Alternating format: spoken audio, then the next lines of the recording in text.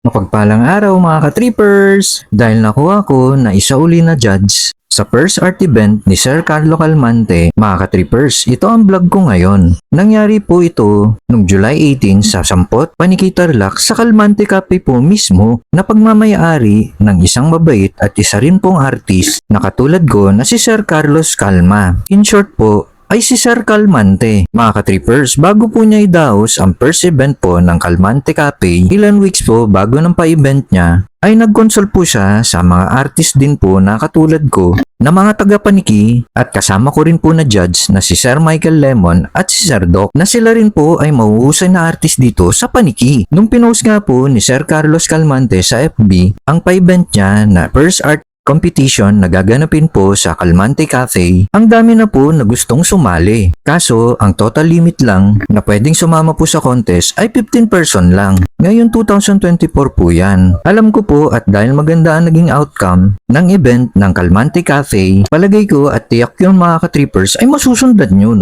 At maraming nag-aabang na mga artists na gustong gusto pong sumali sa art exhibition ni Sir Calmante. Mga ka-trippers, ang tema pala ng art na pinagawa ni Sir Calmante sa mga participant ay si Tasha at ang pulang tasa na ginawa ng ka-trippers nyo at ako yun. Isa po sa mga ginawa ko na obra. Pero mga ka-trippers, ang kagandahan sa patimpalak ni Sir Calmante ay malaya silang gumawa at mag-isip kung ano ang ikagaganda ng kanilang mga obra. At isa sa ikinaganda ng competition ni Sir Carlo Calmante ay lahat ng mga gamit ng mga participants sa first art competition niya, ang lahat ng gagamitin nila, mga canvas, brush, at paint ay provided na din ng Calmante Cafe. San ka pa? Bihira kasi sa isang event ang ganun. At mga ka-trippers, ang nakakabilig po dun ay walang registration fee. Bali starting po pala ng oras ay 10 AM at ang brush at paint down 5 PM. Nakakabilib din po pala ang mga papremyo ni Sir Carlo Calmante sa first event ng Calmante Cafe. Biruin nyo mga ka-trippers, ang third prize ay 2,000 pesos. Ang second prize naman po ay 3,000 pesos. At ang first prize po ay tumataginting na 5,000 pesos. At sa mga hindi po nanalo, ang consolation prize po nila ay 1,000 pesos each. Kaya ang galing po talaga ng idea ni Sir Calmante. Kasi sa first event po ng Calmante Cafe ay walang talo kasi lahat po sila ay may premyo. At yung mga materials po na ginamit nila ay binigay na rin po ni Sir Carlo Calmante sa kanila. Parang full package na po yun. Sana next year po ulit ay magpa-event ulit si Sir Carlo Calmante. Madami din sumali na mga taga-ibang bayan katulad ng Tarlac, Moncada, bukod sa mga taga-paniki na nag-entry. Kaya talagang dito mo malalaman na ang probinsya ng Tarlac ay mayaman sa sining. At marami talagang magagaling na artist at bukod po dun, pabata sila ng pabata at mahuhusay po silang lahat. At ito po ay napagbigyan at naipakita po nila lahat ang kanilang mga talento sa patimpalak na idinaos sa Calmante Cafe na inorganize po ng inyong punong abala na si Sir Carlos Calmante. Ayan mga ka-trippers, yung eksena po na yan ay pinapaliwanag ko po kung anong kahulugan ng aking likhang obra na si Tasha at ang pulang tasa sa mga kapwa ko na artist na sumali. Kasi si Tasha at ang pulang tasa mga ka-trippers ay nire-represent po ng art na yon ay ang mental depression po ng mga bawat tao. Kung saan ang gamot mga ka-trippers at pantanggal po ng stress ay ang kape sa pulang tasa. Kaya kung may depression po kayo at na-stress, punta lang po kayo sa Calmante Cafe. Ayan na mga ka-trippers,